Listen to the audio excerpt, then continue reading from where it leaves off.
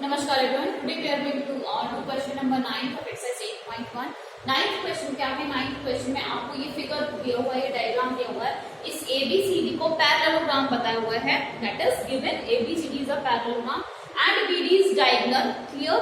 और जॉइन किया हुआ है AQ, QC, CP and AP को। अब आपको फर्स्ट पार्ट में क्या शो करना है, तो लेट्स सी फर्स्ट पार्ट।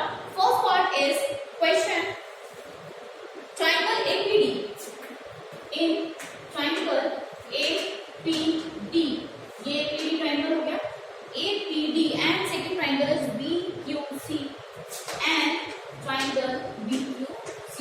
ये दोनों ट्राइंगल को आपको कॉन्ग्रेट करने की कहा गया है, मतलब ये वाला ट्राइंगल, ये BQC ट्राइंगल और दूसरा आपका हो गया APD ट्राइंगल, जिसको मैंने शेड किया है। इन दोनों को हमें सबसे पहले कॉन्ग्रेट करना है। तो देखते हैं, क्योंकि पैरेललोग्राम है तो पैरेललोग्राम की प्रॉपर्टीज यहाँ पे ऑब्वियसली जाएंगी। क्या क्या जाएंगी? Opposite sides are equal and parallel, ठीक है। अल्टरनेटिव इंटीरियर एंगल्स यहाँ पे, क्योंकि ये पैरेललोग्राम बन रहा है बच्चे, इस तरह से बन रहा है ये, और यहाँ पर ये इस तरह से डायगोनल है, तो यहाँ अल्टरनेटिव इंटीरियर एंगल भी फॉर्म हो सकते हैं। तो देखते हैं यहाँ पर APD, तो क्या हो जाएगा यहाँ पर, इसका AD साइड जो होगी वो BC के equal, reason these are the sides of parallelogram. Parallelogram की साइड क्या होती है? अपोजिट और इक्वल होती हैं, ठीक है। दूसरा क्या है आपके पास, एक आप ले सकते हैं यहाँ पर एक क्वेश्चन में एक चीज गिवन है कि DP जो है वो BQ के इक्वल है। DP, इसका DP जो है वो BQ के इक्वल गिवन है, ये गिवन है क्वेश्चन के अंदर। सेकेंड थिंग हो गया आपके पास, ये वाला एंगल मैं ले रही हूँ अल्टरनेटिव इंटीरियर एंगल, इसको मैंने एंगल 1 बोल दिया है, ठीक है। और ये हो गया आपके पास angle number 2। These are the alternative interior angles. Angle 1 is equals to angle 2 alternative interior angles. So by side angle side both triangle APD congruent triangle BQC, ये हो गया फर्स्ट पार्ट। सेकंड पार्ट क्या बोल रहा है, ये हो गया इसका फर्स्ट पार्ट। सेकंड पार्ट क्या कह रहा है? सेकंड पार्ट में आपको बताना है कि AP और CQ, ये वाला AP और CQ की लेंथ आपस में इक्वल हो गया, ऑब्वियसली ये CPCT से हो जाएगा by CPCT AP is equal to CQ, क्योंकि ये इन्हीं दो कॉन्क्रीट ट्राइंगल की साइड्स हैं। नाउ थर्ड वन, थर्ड आपसे क्या पूछा है?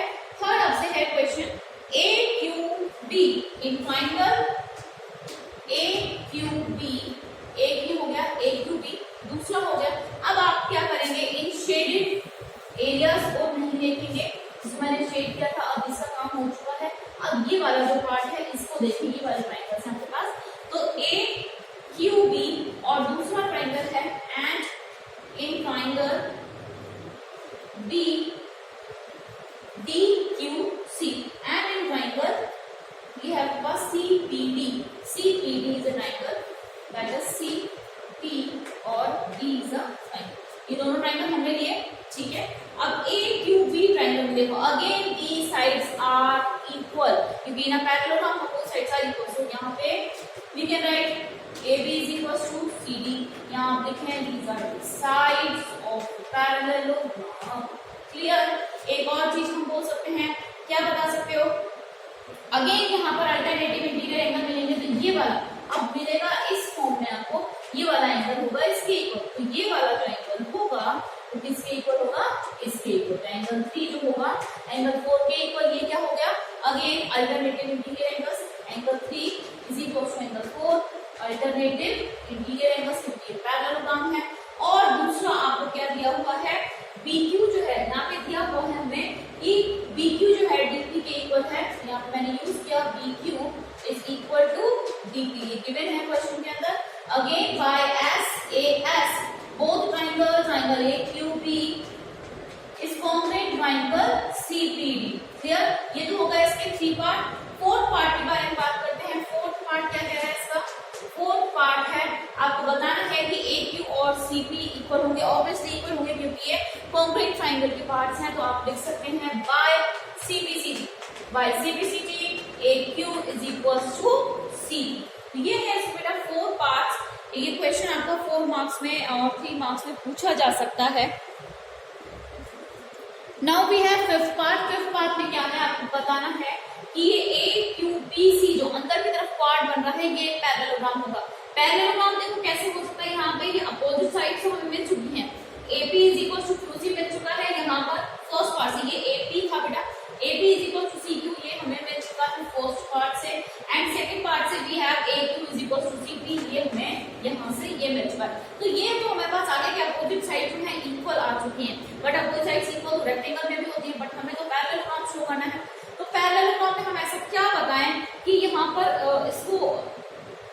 हम इसको क्वाड्रिलेटरल ना प्रूव करके हम इसको पैरेललोग्राम बता पाए, तो आपको क्या करना पड़ेगा, कंस्ट्रक्ट या ड्रॉ AC, यहाँ पे लिखेंगे ड्रॉ AC या जॉइंट AC, ये हो गया कंस्ट्रक्शन में लिखेंगे, कंस्ट्रक्शन में जॉइंट AC या ड्रॉ AC। अब देखो आपके पास क्या हो गया, मैं इसको यहाँ पे ट्राइंगल ले लेती हूँ, in triangle AQC and triangle PAC, ये दो ट्राइंगल ले लिए मैंने, ठीक है। तो यहाँ पे आपके पास है AQ is equal to PC है, यहाँ से ये वाले इक्वेशन से ये हमने प्रूफ कर दिया है, या प्रूफ या शो, एंड आपके पास AP is equal to CQ है, ये भी हमने प्रूफ कर दिया, ये भी हमने आपको बता दिया है, और दोनों में ही AC क्या है, दोनों में AC कॉमन है, तो मैं यहाँ पे लिख सकती हूँ bye triple S both triangle AQC congruent triangle ABC होगा, ये दोनों कॉन्ग्रुएंट होगा। बट अभी तक हमें ये पता नहीं पड़ा है कि क्या ये पैरेललोग्राम है, तो हम क्या करेंगे इसको पैरेललोग्राम बताने के लिए यहाँ पर कुछ एंगल्स हम बता दें कि जिससे ये पैरेललोग्राम हो जाए। जैसे मैं यहाँ पर बता सकती हूँ अल्टरनेटिव इंटीरियर एंगल्स आपको बता दें C और A हम यहाँ पे बता सकते हैं, जैसे इस ट्राइंगल का एंगल A बता सकते हैं और इस ट्राइंगल का एंगल C बता सकते हैं। तो यहाँ पर ये हो जाएगा ये वाला एंगल और ये वाला एंगल, एंगल नंबर 1 बोल दो, इसको एंगल नंबर 2 बोल दो, क्योंकि ये इस ट्राइंगल का कोरस्पॉन्डिंग पार्ट है।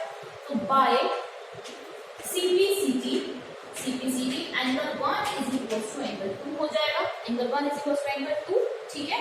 क्यों? क्योंकि हमने दोनों ट्राइंगल को कॉन्क्रीट कर दिया, कॉन्क्रीट करने के बाद जो इसकी रिमेनिंग पार्ट है that is angle 1 is equal to angle 2। अब देखिए क्या है यहाँ पर AQ जो है वो किसके इक्वल है, PC के इक्वल, और उनको टच करने वाली कट करने वाली लाइन ट्रांसवर्सल लाइन AC हो गई। तो A1 एंगल 2 क्या हो गए, आपके अल्टरनेटिव इंटीरियर एंगल्स हो गए हैं। अल्टरनेटिव इंटीरियर एंगल्स का मतलब क्या हो गया, अल्टरनेटिव इंटीरियर एंगल्स सिर्फ और सिर्फ पैरेललोग्राम में। सो यहाँ पर बेटा क्या हो गया, ये अल्टरनेटिव इंटीरियर एंगल्स मिल गए। अल्टरनेटिव इंटीरियर एंगल का मतलब हो गया कि AQ जो होगी वो CQ के पैरेलल होगी, ये AQ is parallel to CP, इसके पैरेलल होंगे।